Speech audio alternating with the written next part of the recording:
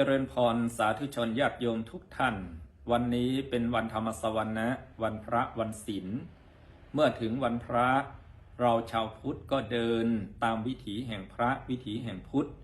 วิถีแห่งพระวิถีแห่งพุทธก็คือวิถีแห่งทานวิถีแห่งศีลวิถีแห่งธรรมภาวนาด้วยเหตุว่ามนุษย์คนเราเกิดมาในโลกนี้มีมูลเหตุของความทุกข์อันเป็นเสมือนผู้ก่อการร้ายที่ติดตัวมา3ประการ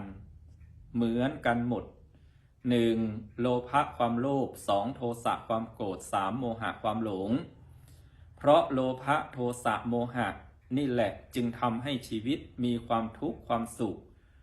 แตกต่างกันใครที่มีความโลภมากความโกรธมากความหลงมากก็มีทุกข์มากมีสุขน้อยแต่หากใครมีโลภะความโลภน้อยโทสะความโกรธน้อยโมหะความลุ่มหลงน้อยชีวิตก็มีความสุขมากมีความทุกข์น้อยเช่นเดียวกันด้วยเหตุนี้พระพุทธองค์จึงให้เดินเส้นทางแห่งทานเส้นทางแห่งศีลเส้นทางแห่งธรรมภาวนาเพื่อเอาชนะซึ่งโลภโกรธหลง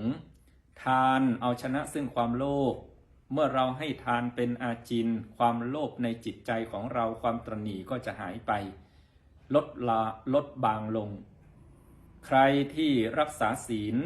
ไม่เบียดเบียนชีวิตคนอื่นไม่เบียดเบียนทรัพย์สินคนอื่นไม่เบียดเบียนครอบครัวคนอื่นมีแต่เมตตาความโกรธก็ลดลงน้อยลงและใครที่เจริญจิตตภาวนาอยู่สม่ำเสมอก็เกิดสติปัญญาความลุ่มหลงในชีวิตก็น้อยลงสาธุชนทั้งหลายความโกรธคนเราเนี่ยในพระคัมภีร์บอกว่ามันมีถึง6ระดับคนบางคนความโกรธนั้นเหมือนเอามีดไปฟันหน้าผากาศมีแต่เสียงไม่มีรอย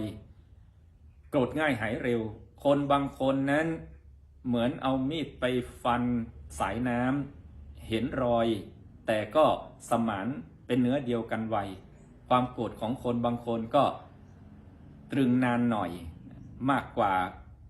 การเอามีดไปฟันหน้าผากาศคนบางคนความโกรธเหมือนเอามีดไปกรีดบนทราย 2-3 วันเมื่อลมพัดมาน้ำกระทบทรายก็หายไปจากรอยอันนั้นความโกรธของคนบางคนก็อยู่ 2-3 วันคนบางคนโกรธก็เหมือนเอามีดไปกรีดบนดินเมื่อฝนมา 2-3 หาเวลาผ่านไป 2-3 อาทิตย์จึงจะหาย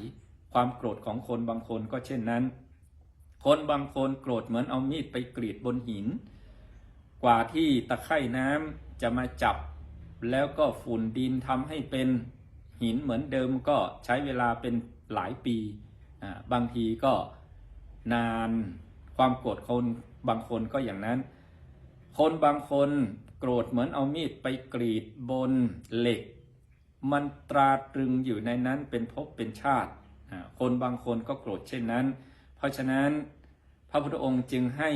ลดละโลภโกรธหลงยกตัวอย่างเหมือนความโกรธเนี่ยถ้าโกรธนานก็เหมือนเอามีดไปกรีดบนเหล็กเบามาหน่อยก็เอามีดไปกรีดบนหินเบามาหน่อยก็เอามีดไปกรีดอยู่บนดิน